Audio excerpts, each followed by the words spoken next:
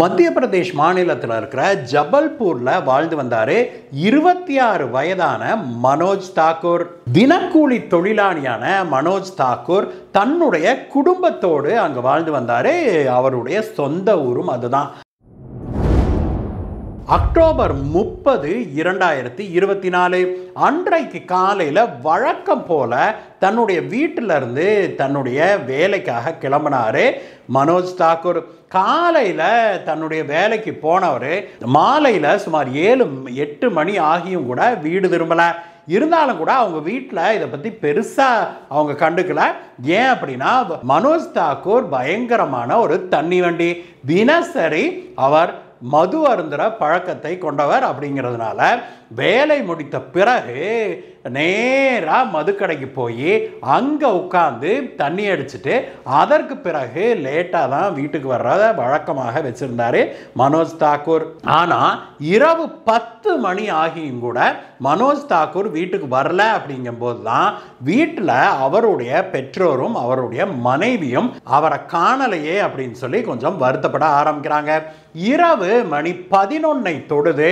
வீட்டில் இருக்கிறவங்க ரொம்பவுமே பயப்பட ஆரம்பிக்கிறாங்க. இந்த மனோஜ் எங்க போய் உளுந்து கிடக்கிறானோ அப்படின்னு மனோஜ் தாக்கூருடைய அப்பா தன்னுடைய வண்டி எடுத்துக்கிட்டு நேராக அங்க பக்கத்துல இருந்த மதுக்கடைக்கு போறாரு. அங்க போய் பார்த்தா அங்க மதுக்கடையே இழுத்து பூட்டிடுறாங்க. அங்க ஆளும் இல்லை. என்னடா இது, இவன் இன்னைக்கு கடைக்கு வந்தானா இல்லையான்னு விசாரிக்க கூட ஆள் இல்லையே அப்படின்ட்டு புலம்பிக்கிட்டே வீட்டுக்கு வர்றாரு. வீட்டுக்கு வந்தவர் தன்னுடைய மனைவி கிட்ட இதை சொல்லவுமே உடனடியாக அவங்க குடும்பத்தார் எல்லாருமே சேர்ந்து அக்கம் பக்கத்து வீடுகளில் விசாரிக்க ஆரம்பிக்கிறாங்க. மனோஜ் தாக்கூருடைய நண்பர்கள் இருப்பாங்களே அவங்களுடைய வீட்டுக்கெல்லாம் ஆள் பறக்குது. அங்கங்க போய் விசாரிக்க ஆரம்பிக்கிறாங்க. ஆனாலும் கூட அவரை கண்டுபிடிக்க முடியவில்லை. இதுக்கிடையில மனோஜ் தாக்கூருடைய மருமகன் அவருடைய சகோதரியுடைய மகன் 19 வயதான தரம் சிங்கும் அன்னைக்கு அவர் கூட தான் வேலைக்கு கிளம்புனா. அப்படிங்கிறதுனால அவனுடைய வீட்டுக்கு போய் என்னடா இன்னைக்கு உங்க மாமா எங்க வேலைக்கு போனாரா இல்லையா, ஆள் உன்ன வீட்டுக்கே வந்து சேரலடா அப்படின்னு சொன்ன போது அந்த தரம் சிங் என்ன சொல்றான், காலையில நானும் மாமாவும் ஒன்னாதான் வேலைக்கு போனோம். போயிட்டு வேலை முடிஞ்ச பிறகு நாங்கள் 2 பேரும் சேர்ந்து மது அருந்துறதுக்கு போனோம். அங்கே போய் மது அருந்திட்டு அதுக்கு பிறகு லேட் ஆயிடுச்சுன்னு சொல்லி நான் கிளம்பி வந்தேன். ஆனால் மாமா வந்து மேலும் சில நண்பர்கள் வந்தாங்க அப்படின்னு சொல்லிட்டு அவர் தொடர்ந்து மது அருந்திக்கிட்டு இருந்தாரு அப்படின்னு சொல்லி இந்த தரம் சிங் சொல்றான். தன்னுடைய மாமா வீடு வந்து சேரலைங்கிற விஷயம் கேள்விப்பட்ட உடனேயே அவனும் ஒரு வண்டி எடுத்துக்கிட்டு ஆங்காங்கே தேடுறதுக்கு போறான். மனோஜ் தாக்கூருடைய சொந்த பந்தம் எல்லாருமே விடிய விடிய தேடுறாங்க. ஆனா அவங்களால மனோஜ் தாக்கூரை கண்டுபிடிக்கவே முடியவில்லை. அக்டோபர் 31, 2024 அன்றைக்கு காலையில் சுமார் 8:30-9 மணி இருக்கும். அந்த ஊர் ஜபல்பூருடைய போலீஸ் ஸ்டேஷனுக்கு தகவல் ஒன்று வருது. இந்த மாதிரி அந்த ஊருடைய அவுட்டர்ல ஒரு பருத்தி காட்டுக்குள்ள ஒரு உடல் ஒன்று கிடக்குது அப்படிங்கிற செய்தி போலீசாருக்கு கிடைக்கவே போலீசார் உடனடியாக அங்க விரைந்து போறாங்க. அங்க போய் பார்த்தா சுமார் 25-27 வயது மதிக்கத்தக்க ஒரு இளைஞனுடைய உடல் அங்க கிடக்கிறத பார்க்கறாங்க. அவருடைய தலையில பலமாக அடிக்கப்பட்டிருந்த காயங்கள் தெரியுது. அது மட்டும் இல்ல உடல்லையும் ஆங்காங்கே வெட்டுப்பட்டு ரத்த வெள்ளத்துல அவர் இறந்து கிடக்கிறது தெரியுது. உடனடியாக போலீசார் ஃபாரன்சிக் டீமுக்கு சொல்லி அனுப்பி அங்க இந்த கொலையை செய்தவர் யார் அப்படிங்கிறதுக்கு ஏதேனும் தடயங்கள் கிடைக்குமா அப்படின்னு சொல்லி தேட ஆரம்பிக்கிறாங்க. ஆனால் போலீசாருக்கு எந்த உருப்படியான தடயமுமே கிடைக்கல அப்படிங்கிறதா உண்மை. உடனடியாக போலீசார் இந்த உடலை கைப்பற்றி போஸ்ட்மார்ட்டத்துக்கு அனுப்புறாங்க. அவங்க உடலை போஸ்ட்மார்ட்டத்துக்கு அனுப்பிய ஒரு சில மணி நேரங்களுக்கு பிறகு அதே போலீஸ் ஸ்டேஷனுக்கு மனோஜ் தாக்கூருடைய பெற்றோர் வராங்க. அவங்க வந்து சார் இந்த மாதிரி நேத்து காலையில வேலைக்கு போன என்னுடைய பையனை இதுவரைக்கும் காணலைங்க சார், அவன் இதுவரைக்கும் வீடு வந்து சேரல அப்படின்னு சொல்லி அவங்க சொல்றாங்க. உடனடியாக போலீசார் இவங்களை அழைச்சிக்கிட்டு மருத்துவமனைக்கு போறாங்க. அங்க போய் அவங்க கைப்பற்றிய உடலை அவங்க அந்த பருத்தி காட்டில் கைப்பற்றினாங்களே அந்த உடலை காட்டி இது உங்க மகனா அப்படின்னு அடையாளம் பார்த்து சொல்லுங்க அப்படின்னு சொன்ன போது அந்த உடலை போய் பார்த்த உடனேயே மனோஜ் தாக்கூருடைய அப்பா கதற ஆரம்பிக்கிறாரு. இவன் தான் சார் என்னுடைய பையன் சொல்லி கதற ஆரம்பிக்கிறாரு. உடனடியாக போலீசார் மனோஜ் தாக்கூருடைய பெற்றோர் அவருடைய உறவினர்கள், நண்பர்கள்னு எல்லாத்தையும் அழைச்சு விசாரிக்க ஆரம்பிக்கிறாங்க.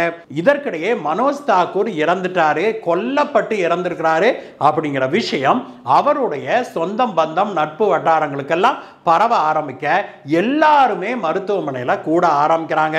அங்க கூடியிருந்த மனோஜ் தாக்கூருடைய நெருங்கிய உறவினர்கள், அது போக மனோஜ் தாக்கூருடைய நண்பர்கள் அப்படின்னு ஒவ்வொருத்தரையா போலீசார் விசாரிக்கிறாங்க.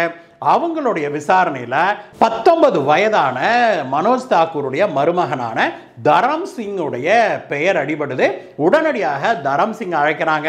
அவன் 19 வயதே ஆன இளைஞன், ரொம்பவுமே சின்ன பையனை போல தான் இருந்திருக்கான். அவனை அழைத்து போலீசார் விசாரித்த போது அவன் மனோஜ் தாக்கூருடைய பெற்றோரிடம் சொன்ன அதே விஷயங்களை தான் திரும்பி சொல்றான். ஆமாங்க சார், நானும் மாமாவும் தான் காலையில் ஒட்டுக்கா வேலைக்கு போனோம். போயிட்டு வேலை முடிஞ்சு நாங்கள் 2 பேருமே தண்ணி அடிக்கிறதுக்காக மதுபான கடைக்கு போனோம். அங்கே உட்காந்து நாங்கள் தண்ணி அடிச்சுக்கிட்டு இருந்தோம். வெகு நேரம் ஆச்சு, 8, 8:30 மணி ஆயிடுச்சு. அதற்கு பிறகு நாங்கள் 2 பேருமே சரி கிளம்பிடலாம் அப்படின்னு சொல்லி கிளம்பி வெளியில் வந்தாங்க சார். வெளியில் நாங்கள் கொஞ்சம் தூரம் வந்த பிறகு தான் என்னுடைய மாமாவுடைய நண்பர்கள் சிலர் வந்தாங்க. அவங்க கூட மறுபடியும் போய் தண்ணி அடிக்கிறேன் அப்படின்னு சொல்லி மாமா மீண்டும் கடைக்கு போயிட்டாங்க. அதற்கு பிறகு சரி எனக்கு லேட் ஆயிடுச்சுட்டு நான் வந்துட்டேங்க சார் அப்படின்னு சொல்லி தரம் சிங் சொல்கிறான். போலீசாருக்கு தரம் சிங் மேல சந்தேகம் வரவில்லை. அவன் சொன்னதை வச்சு மனோஜ் தாக்கூருடைய நண்பர்கள் வேற யாரு அங்க போனாங்க, மீண்டும் அவர் தண்ணி அடிக்கிறதுக்கு போனான்னு சொன்னாலே அந்த நண்பர்கள்லாம் யாரு அப்படின்னு விசாரிக்கிறாங்க. மனோஜ் தாக்கூருடைய நண்பர்களை எல்லாம் அழைச்சு போலீசார் விசாரிக்கிறாங்க. ஆனா 8:30 மணிக்கு மேல அவரை மீண்டும் தண்ணி அடிக்கிறதுக்கு மதுக்கடைக்கு கூட்டிட்டு போன நண்பர்கள் யாரு அப்படிங்கிறத போலீசாரால கண்டுபிடிக்க முடியவில்லை. போலீசார் அதனால இந்த மதுபான கடைக்கு போய் அங்க விசாரணையை மேற்கொள்றாங்க. அங்க விசாரித்த போது அங்க வேலை செய்யற பணியாட்கள் சிலர் சொல்றாங்க, ஆமாங்க சார், தரம் சிங்கும் மனோஜ் தாக்கூர் 2 பேருமே இங்க ரெகுலர் கஸ்டமர் தான், தினம் வருவாங்க, தண்ணி அடிப்பாங்க. எங்களுக்கு அவங்க 2 பேர்த்தையும் நல்லாவே தெரியும். நேத்தும் 2 பேர் தான் வந்தாங்க, உட்காந்து தண்ணி அடிச்சுக்கிட்டு இருந்தாங்க சார். அதுக்கு பிறகு ஒரு 8, 8:30 மணி இருக்குங்க சார். 2 பேரும் பில்லு பே பண்றதுக்காக ஏதோ பேச ஆரம்பிச்சதுல ஒரு வாக்குவாதம் ஆகி போச்சு. மனோஜ் தாக்கூருக்கும் தரம் சிங்குக்கும் வாக்குவாதம் நடந்ததை நாங்க பார்த்தோம் சார். ஆனா அதுக்கப்புறம் 2 பேரும் ஒன்னா சேர்ந்து கிளம்பி வெளியில போயிட்டாங்க சார் அப்படின்னு சொல்லி சொல்றாங்க. இதனால போலீஸ்காரங்க என்ன பண்றாங்க, மீண்டும் இந்த தரம் சிங் அங்க ஆஸ்பத்திரியில தானே எல்லாருமே இருக்கிறாங்க, போஸ்ட்மார்ட்டத்துக்காக வெயிட் பண்ணிட்டு இருக்கிறாங்க. அதனால மீண்டும் அந்த தரம் சிங்கை கூப்பிட்டு அங்கேயே என்னப்பா ஏது இந்த மாதிரி உங்களுக்குள்ள எதுவும் வாக்குவாதம் ஆச்சா என்ன ஏதுன்னு கேட்குறாங்க. அதுக்கு தரம் சிங் சார் அதெல்லாம் ஒன்றும் இல்லைங்க சார், மாமாவுக்கு கொஞ்சம் மப்பு ஓவரா போயிடுச்சு, அதை இதையும் சொல்லிட்டு இருந்தாரு, நான் தான் இதை கம்முன்னு இருக்க வாங்கன்னு சொல்லி கையை பிடிச்சி இழுத்துக்கிட்டு வந்தேன் அப்படின்னு சொல்லி தரம் சிங் சொல்றான். தரம் சிங் சொன்ன விளக்கத்தை கேட்டு மீண்டும் தரம் சிங் மீது போலீசாருக்கு எந்த விதமான சந்தேகமும் வரவில்லை. இப்பொழுது போலீசாருக்கே மண்டையை பிச்சுக்கலாம் போல இருக்குது. இந்த மனோஜ் தாக்கூரை யாரு தான் கொன்னாங்க அப்படிங்கிறத போலீசாரால ஐடென்டிஃபை பண்ணவே முடியல. இதற்கிடையே போஸ்ட்மார்ட்டம் முடியற டைம் ஆயிருது. பாடியை மனோஜ் தாக்கூருடைய பெற்றோருக்கு கொடுப்பதற்கு ஏற்பாடுகள் நடக்க தொடங்குது. அந்த சமயத்திலையும் கூட போலீசாருக்கு யார் இந்த கொலையை செஞ்சாங்கன்னு கண்டுபிடிக்க முடியல இல்லையா. அதனால போலீசார் என்ன முடிவு பண்றாங்க, சாட்சிகளுடைய கூற்றின்படி பார்த்தோம் அப்படின்னாக்க கடைசியாக மனோஜ் தாக்கூரை பார்த்தது இந்த தரம் சிங் தான், அவருடைய மருமகன் தரம் சிங் தான். அதனால தரம் சிங்கை கூட்டிட்டு போய் நம்ம விசாரிப்போம் அப்படின்னு சொல்லி ஒரு முடிவுக்கு வராங்க. தரம் சிங்கை வாப்பா அப்படின்னு அழைச்சிக்கிட்டு போலீஸ் ஸ்டேஷனுக்கு போறாங்க. அங்க போய் போலீசார் உட்கார வச்சு மீண்டும் ஒரு முறை அவனிடம் நடந்தவற்றை கேட்டபோது அவனும் ஆரம்பத்தில் நடந்ததை மறுபடியும் சொல்றான். மீண்டும் போலீசாருக்கு அவன் மீது சந்தேகமே வரவில்லை. இந்த சின்ன பையன் இதையெல்லாம் பண்ணியிருக்க மாட்டான் அப்படின்னு போலீசார் ஒரு முடிவுக்கே வர்றாங்க. அந்த சமயத்துல தான் அந்த ஸ்டேஷனுடைய இன்சார்ஜாக இருந்த திரு அபிஷேக் பயாசிக்கு ஒரு விஷயம் கண்ணை உறுத்த ஆரம்பிக்குது. அது என்ன அப்படின்னா, இவங்க போலீஸ்காரங்கெல்லாம் இந்த தரம் சிங்கை விசாரிச்சாங்க இல்லையா, விசாரிச்சுட்டு அவனை அங்கதான் உட்கார வச்சிருக்கிறாங்க. அவனை கொஞ்சம் நேரமாகவே இவர் உள்ள இருந்து கவனிச்சுக்கிட்டு இருந்திருக்கிறாரு. அவனை சுற்றி பயங்கரமா இந்த ஈ மொச்சுக்கிட்டு இருக்கிறத அவர் கவனிக்கிறாரு. ஆரம்பத்தில் இதை பெருசா அவர் எடுத்துக்கல அப்படின்னா அப்படின்னாலுமே கூட வேற யார் மீதும் போலீசாருக்கு சந்தேகம் எழவில்லை அப்படிங்கிறதும், கொல்லப்பட்ட மனோஜ் தாக்கூரோடு கடைசியாக இருந்தது இந்த தரம் சிங் தான் அப்படிங்கிறதும் இந்த போலீஸ் ஆபீசருடைய மனதிலே ஓடிட்டு இருக்குது. அந்த சமயத்துல தான் இவர் வந்து அவனை கவனிக்கும் போது அவனை ஈக்கள் வந்து மொச்சறத பார்க்கறாரு. இவனும் அந்த ஈயை துரத்தி விட்டுக்கிட்டே இருந்திருக்கிறான். இப்படி இதை பார்த்தவருக்கு ஒரு சின்ன யோசனை ஒன்று எழுது. கான்ஸ்டபிளை விட்டு அவனை வர சொல்றாருங்க. வர சொன்னவரு, தம்பி சட்டையை கழட்டு அப்படின்னு சொல்லி சொல்றாரு. அவனும் என்ன ஏதுன்னு கூட கேட்காம சட்டையை கழட்டி கொடுக்குறான். அந்த சட்டையை அப்படியே ஒரு கவர்ல போட்டு இந்த காவல் ஆய்வாளர் என்ன செய்யறாரு, இதை வந்து லேபுக்கு அனுப்பி டெஸ்ட் பண்ணுங்கப்பா அப்படின்னு சொல்லி சொல்றாரு. இவனை மீண்டும் அங்கேயே உட்கார வைக்கிறாங்க. இந்த சட்டையை லேபுக்கு அனுப்புறாங்க.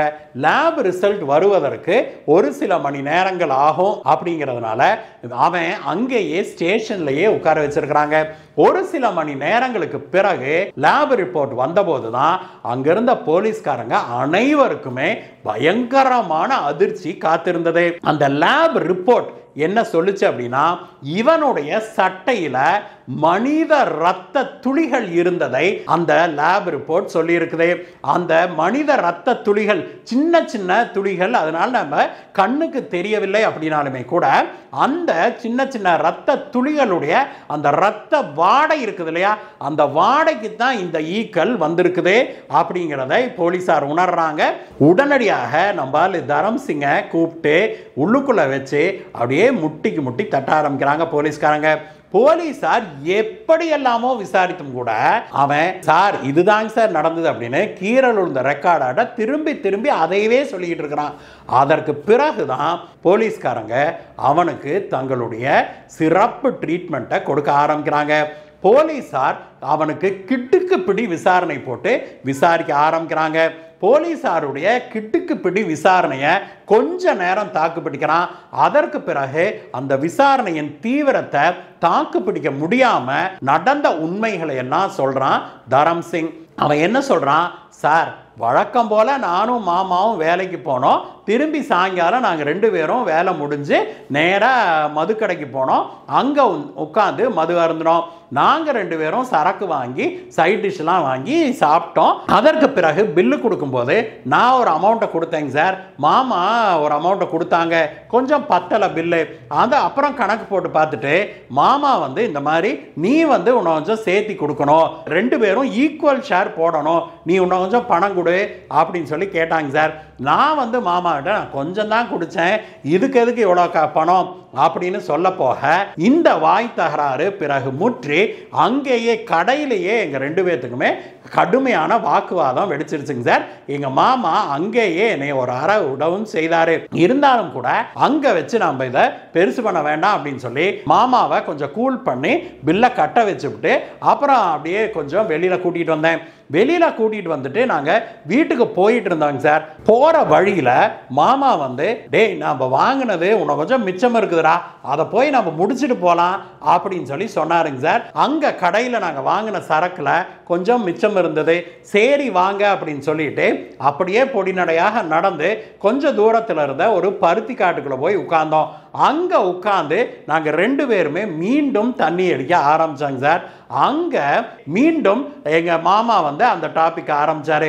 டேய் நீ இன்னைக்கு வாங்கின சரக்குக்கு உன்னோட ஷேரை நீ கொடுக்கவே இல்லைடா, நீ வந்து என்னை ஏமாத்துற அப்படின்னு சொல்லி ஆரம்பிச்சாருங்க சார். நானும் எவ்வளவோ விளக்கம் சொல்லி சொல்லி பார்த்தேன். ஆனால் என்னுடைய மாமா எதையுமே காதில் வாங்கிக்கிறதா இல்லை. கொஞ்ச நேரத்தில் அவர் பொறுமை இழந்து என்னைய சரமாரியாக அடிக்க ஆரம்பிச்சாரு. அப்புறம் தான் எனக்கு பயங்கர கடுப்பாயிருச்சு. கையில் நான் கூலி வேலைக்காக எடுத்துகிட்டு போவேன் இல்லையா, அந்த கடப்பாறை என் கையில் இருந்தது. அந்த கடப்பாறை எடுத்து அவர் மண்டையிலேயே ஓங்கி ஒன்று போட்டேன். அப்படியே சரிஞ்சாரு கீழே. இருந்தாலும் எனக்கு ஆத்திரம் தாங்கவில்லை. என் மேலே எப்படி நீங்கள் கை வைக்கலாம் அப்படின்னு எனக்கு பயங்கரமான ஆத்திரம். அதனால் அந்த கடப்பாறையிலேயே அவரை 4 குத்து குத்துனேங்க சார் அப்படின்னு சொல்லி சொல்கிறான். அதற்கு பிறகு நான் அப்படியே கிளம்பி வந்துட்டேங்க சார் வீட்டுக்கு அப்படின்னு சொல்லி சொல்கிறான். சரக்கு வாங்கி ஒன்றா உட்காந்து தண்ணி அடிச்சுட்டு அந்த சரக்குக்கான தொகையை ஷேர் பண்ணிக்கிறதுல வந்த மாம மச்சான் தகராறுல அந்த மருமகன் மாமனைவே போட்டு தள்ள கதையை கேட்டு அவனுடைய சொந்த பந்தங்களே ஆடி போயிருச்சு. இந்த வழக்கு இன்னும் விசாரணையில் இருக்குது நண்பர்களே. இதை பற்றிய உங்களுடைய உங்களுடைய கருத்துக்களை சொல்லுங்கள் நம்பர்களே. மீண்டும் உங்களை வேற ஒரு வீடியோ சந்திக்கிறேன் கைஸ். பாய் பாய்.